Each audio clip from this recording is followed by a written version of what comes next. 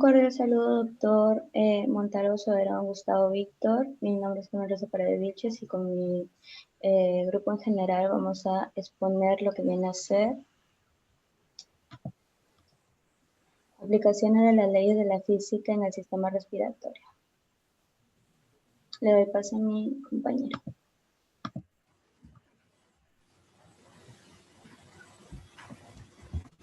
Bien, para comenzar con una pequeña introducción de problemática, la estructura y la fisiología del sistema respiratorio se caracteriza por su compleja estructura, asimismo por ser un sistema accesible, permitiendo el intercambio de materia y energía con el medio ambiente, ¿no?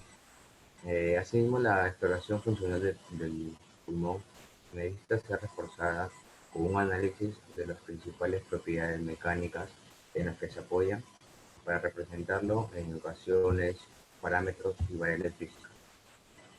El flujo o ventilación pulmonar, la transferencia de gases y de la perfusión pulmonar son originados por la acción de las fuerzas físicas. Por consiguiente, es preciso considerar algunos principios básicos de la física de los gases y para que sea posible el conocimiento de las bases físicas de los flujos del aire, en primer lugar se debe interpretar y analizar el comportamiento de las principales leyes que rigen el comportamiento de los gases. Siguiente, por favor.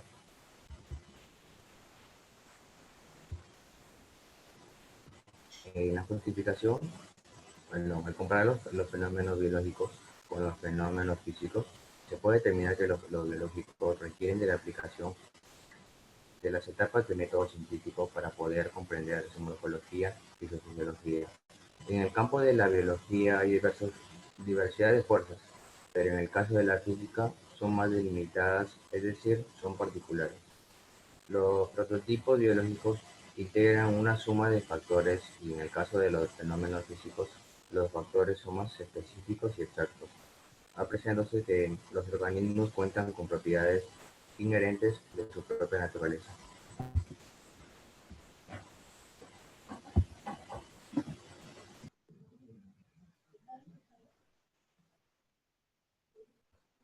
A continuación le doy pase a mi siguiente compañero.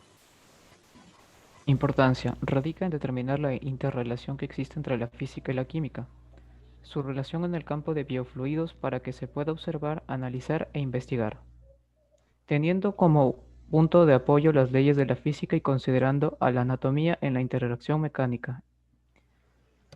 Siguiente diapositiva, por favor. El objetivo general, determinar el impacto de las leyes de la física en la fisiología del sistema respiratorio. Los objetivos específicos son identificar las leyes de la física que rigen del sistema nervioso, del sistema respiratorio. Identificar los factores que determinan el intercambio de gases. Describir el proceso de la respiración. Pasaré a mi siguiente compañero. Siguiente diapositiva. Antecedentes.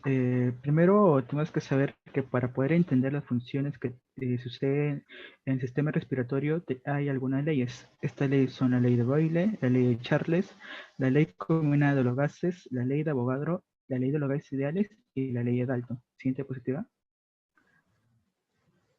Pero ¿para qué sirven estas leyes? Debido a que el sistema respiratorio tiene una capacidad para adaptarse en cualquier cambio de presión, sea en altura, sea en diferentes lugares, es algo que toda persona se ha querido comprender por lo que ha aplicado estas leyes, con el objetivo de entender las complejas funciones fisiológicas de los pulmones y establecer una coherencia con nuestro entendimiento y la situación real.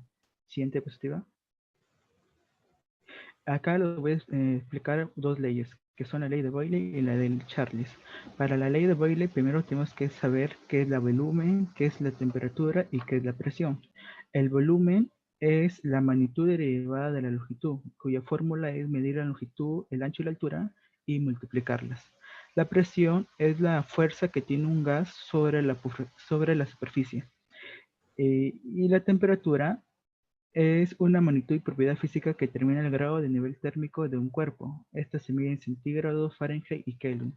Entonces, teniendo en cuenta todo esto, la ley de Boyle es una fórmula que es volumen es igual a la temperatura sobre la presión. En cambio, la ley de Charles se aplica cuando el volumen y la temperatura tienen una relación directamente proporcional. Por lo tanto, significa que cuando el volumen aumenta, la temperatura aumenta, y cuando el volumen disminuye, la temperatura disminuye, siendo su fórmula es volumen 1 sobre temperatura 1 es igual a volumen 2 sobre temperatura 2. Ahora le doy pase a mi siguiente compañero.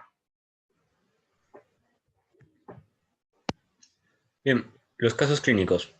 Para este caso tenemos una neumonía recurrente y síndrome de obstrucción bronquial difícil de manejo en una niña de 1 año y 3 meses. Aquí podemos observar imágenes de los exámenes que se le hicieron a dicha paciente. En este caso, en la figura 1 tenemos la broncoscopía y en la figura 2 la colocación de un tutor a través de la broncofibroscopía. A continuación les voy a detallar lo que sucedió en este caso clínico. Siguiente diapositiva. Gracias. Bien, como mencioné, es una niña de 1 año y 3 meses y fue transferida del Hospital de Lima por distrés respiratorio y componente obstructivo bronquial de difícil manejo con déficit ponderal. En el examen físico al ingreso tenemos de que pesaba con 8.3 kilogramos, su frecuencia cardíaca que es de 140, que podemos ver obviamente que está elevada, asimismo con su frecuencia respiratoria que está en 66 por minuto.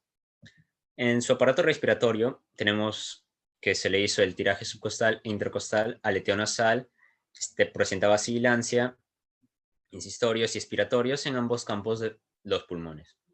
En la radiografía de tórax se evidenciaba un infiltrado difuso bilateral, así como una atlesquesia basal posterior izquierda y un enfisema compensador en el lóbulo superior del mismo lado. Como parte del estudio se realizaba la broncofibroscopía, que es la imagen que se mostró previamente. Encontraba una fístula traqueosofásica permeable, localizada cerca de la carina y el pars muscularis de la tráquea, no encontrando ninguna resistencia en el trayecto. Bien, esta es una historia, como pudimos ver, de un paciente con neumonía recurrente y exacerbación de cuadros obstructivos bronquiales, secundario a aspiración pulmonar crónica por fístula traqueoesofásica permanente. Siguiente diapositiva, por favor. Muchas gracias. En este caso tenemos todo lo contrario. En el caso anterior era una niña, en este caso es un varón en la tercera edad, exactamente de 63 años, que presentaba tos, disnea, fiebre, lesiones pulmonares. El varón de 63 años, natural de Junín y procedente de Lima, llevaba lo que le mencioné anteriormente y además una fiebre de 3 semanas de evolución. El paciente inició sus síntomas hace 3 semanas presentando tos con expectoración escasa asociada a la disnea, moderado de los esfuerzos. Asimismo presentaba un alza térmica. Posteriormente se continuó con los síntomas. Una semana antes del ingreso, la tos se hizo aún más exigente y la disnea empeoró, y el alza térmica aún estaba presente. Luego acudió a un centro de salud a manera de consulta, sin estar internado en él, obviamente, y se le recetó la administración de antibióticos por 3 días. Sin embargo, no se presentó una mejoría. Y un día antes del ingreso tenía disnea con reposo, ortopnea, que es la dificultad para respirar en una posición supino, es decir, boca arriba, y fiebre de 38 grados, acudiendo por este motivo a la emergencia del hospital, siendo admitido finalmente. Al paciente se le realizó un tratamiento de oxígeno, furosemida y antibiótico-terapia con ceftriaxona y claritromicina por 3 días, persistiendo con los picos febriles, por lo que se cambió la cobertura antibiótica con amicacina y ceftazidima. Sin embargo, la evolución fue estacionaria, persistiendo la fiebre y la disnea, requiriendo de oxígeno frecuentemente.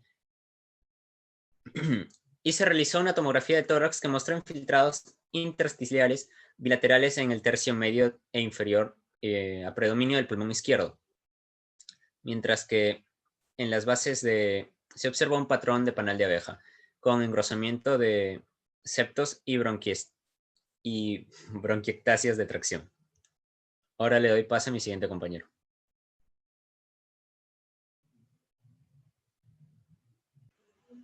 Bueno, En las conclusiones, en el momento en que el sistema respiratorio transforma su área de presión intratorácica, mediante el diafragma explica de manera que el aire ingresa por el tórax y que este proceso se realiza basándose en las leyes de difusión que establece en el aire presente a la atmósfera penetra en el sistema respiratorio, puesto a que la presión atmosférica es superior a la presión intratorácica.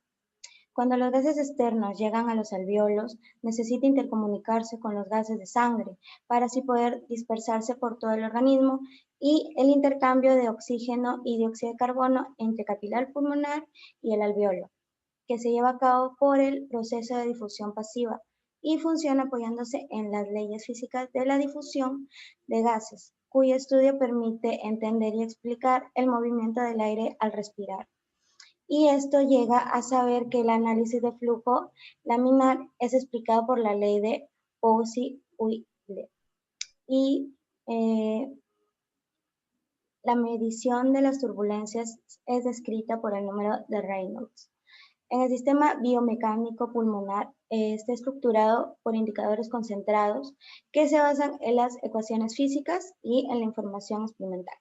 Por ello se estudia en el ciclo respiratorio como producto de la interacción de un sistema abierto o por donde se lleva a cabo el intercambio de energía, teniendo en cuenta que en el almacenamiento la energía se ejecuta en el momento de la inspiración y la recuperación dinámica que se produce en la fase de la expiración.